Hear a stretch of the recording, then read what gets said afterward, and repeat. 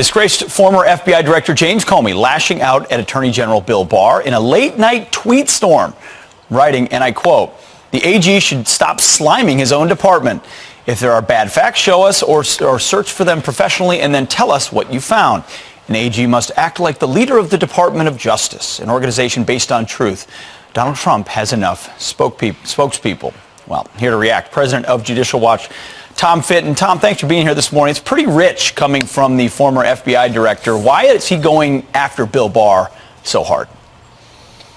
Well, Mr. Comey has significant potential criminal liability over his misconduct when he was FBI director in terms of potentially abusing his office to politically attack then candidate Trump and then obviously President Trump. So his conduct under criminal investigation, or at least ought to be, by Mr. Barr, maybe Mr. Durham up in Connecticut. Remember, he stole FBI records concerning President Trump, leaked them illegally to the New York Times in order to get Mueller appointed. He managed the whole FISA process as FBI director, signed off on that fake dossier that even Mr. Mueller couldn't deign to give any credibility in his report. Every time the dossier is mentioned in the Mueller report, he calls it unverified. So Mr. Comey is someone who ought to be under investigation and who frankly ruined the credibility of the FBI with the help of Loretta Lynch, the Justice Department. Yeah. And so you have someone who's competent and a truth teller, and that's the type of person a political hack like Comey hates. So, Tom, you think this isn't just about narrative for Comey? He has potential real liability based on the investigations that are ongoing about him. Sure, he's already under investigation over his handling of those FBI memos he stole from the FBI about President Trump. He took President Trump's FBI files and then leaked them. So we already know there's an investigation, or at least it's supposed to be an investigation going on. And now there's a broader investigation thanks to Mr. Barr coming on as Attorney General. And we don't know what's going to happen with the IG report that's looking at the FISA abuses. That's the Inspector Horowitz, his investigation. But there's been an appointment of Attorney John Durham. He's the one that Bill Barr has appointed to look into investigating the investigators. How much power will he have? How deep will this scope go? Well, he's a U.S. attorney, so he has access to grand juries if he needs them. I think he needs to, we need to get past this idea that we're going to do an administrative review of these issues and bring witnesses before grand juries. So if it's going to be another Uber, it would be It would be a disappointment. Yeah. But, you know, Durham seems the type of guy who has a record of looking at significant government corruption investigations. So it's another reassuring move by the Attorney General. And let me just say one more thing about Mr. Comey. Isn't it interesting how Comey's comments echo the Democratic talking points attacking Barr? Just proving how political an FBI director he was in an age where we kind of want the FBI director to be a lawman, not a politician. Well, if you hear what his subordinates were writing and saying, some of the text messages, someone created a culture where stuff like that was acceptable. Starting to look a lot like his top lawyer was coordinating with the Clinton campaign's lawyers, the DNC's lawyers, just before the election on getting Trump on Russia. And he's lecturing us about slime. Yep, it's ironic stuff. Tom Fitton, thanks a lot for your time. We appreciate it. You're welcome, Peter. All right. Let's bring in tonight's Legal Eagles. National Security Attorney Bradley Moss and former independent counsel Saul Weisenberg. Welcome to you both. Great to have you. Good evening, Shannon. Thank you.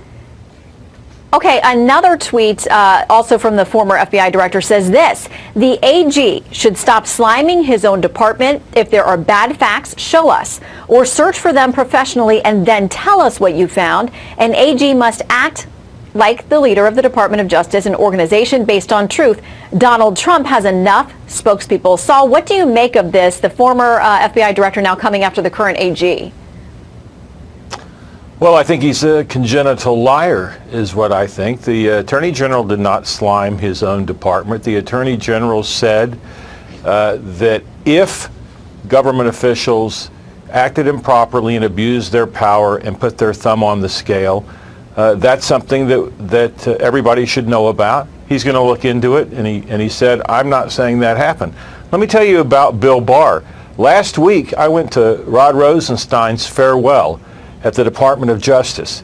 That was held in the Great Hall. They don't usually hold a farewell ceremony for the Deputy AG in the Great Hall. Christopher Wray was there, Bill Barr was there, Rod Rosenstein was there, Jeff Sessions was there. Does that sound like somebody who is sliming his own department? It's a complete lie. Bill Barr has not said one thing since he became Attorney General to slime his own department. And by the way, thanks for the promotion. I was not independent counsel, I was deputy independent counsel. All right. It's good to know. No, rarely in Washington do people demote themselves. They like to take the extra credit where they can get it. But we want to keep it accurate here. Okay, so Bradley, we hear from Brad Parscale, who is the president's 2020 campaign manager, that he thinks all of this stuff is actually going to help them. Here's what he says. As the Russia investigation's fallen apart, and it looks like now we're investigating the people who made the lies, and as the table has turned here, the president has seen a steady increase of Democrats now supporting him. Okay, so Bradley, do you think this whole investigation into the investigators now revealing various things, and we'll know more in the next few weeks as we get two of the three that we know about, we think we're going to get some results, could it actually backfire on the Democrats if it appears they've been too aggressive in going after the president? I don't think so, at least not at this point. I mean, look, even all the polling, even the Fox News polling has shown that the American public still trusts Bob Mueller over Donald Trump, over William Barr. And look, what's scary here is the language coming out of the campaign, the language coming out of the White House, and the language coming out of the Attorney General is all one and the same. They're all saying this was a hoax. They're all saying it was lies. We had 108 pages that showed there was a legitimate basis to have run this investigation from the beginning. It wasn't based off the dossier. It was based off standard FBI investigative techniques.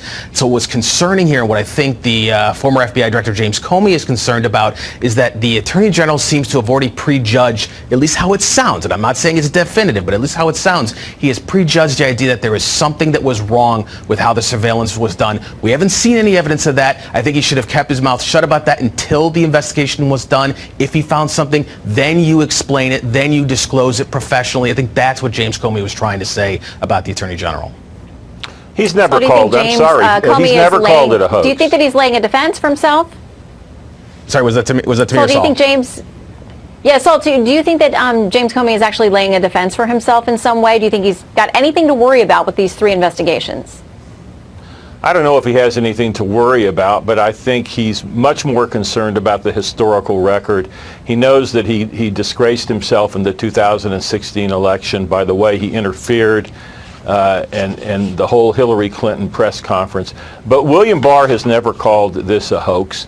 And to say that he has and to compare his comments to political operatives is simply not true. And he's made it very clear he's going to look into whatever he needs to look into. He's not prejudging the matter. And all right, you cannot find me one instance where he called it a hoax. And by the way, it's very clear. We know already that the FISA court did not get the full story, that there are material things that were left out. I want to bring Bradley back in here just so we can give him a quick final word, because the context of that is that the AG said, if I felt I was falsely accused as the president did, I could see how he would call it a hoax. Bradley, quick final word, 10 seconds. Yeah, he has made it very clear. He's going to follow the president's line, his type of verbiage, to try to discredit the entire concept of why this investigation was run. Clearly, we'll have a difference of opinion in the end on that.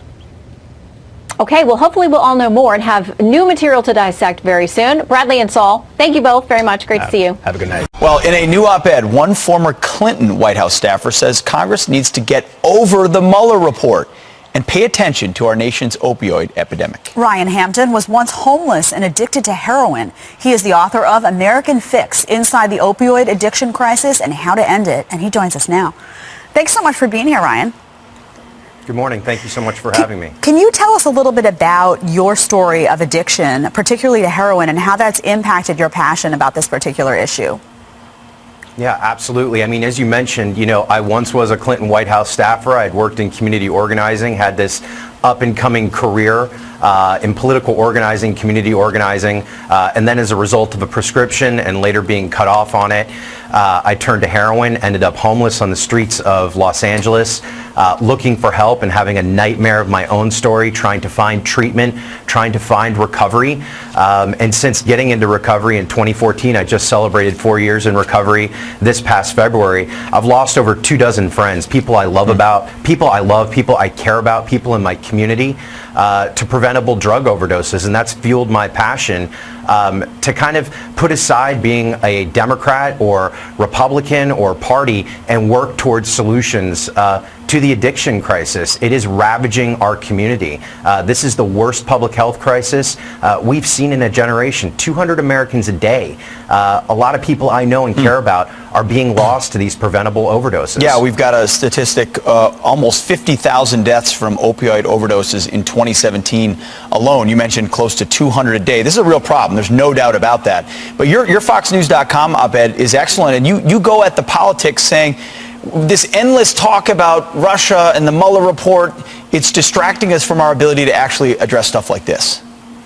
Look, I think, anybody who knows me to see me on Fox News and to say that might take a step back. And look, I have my own personal opinions and feelings about the Mueller report. I think every single American does.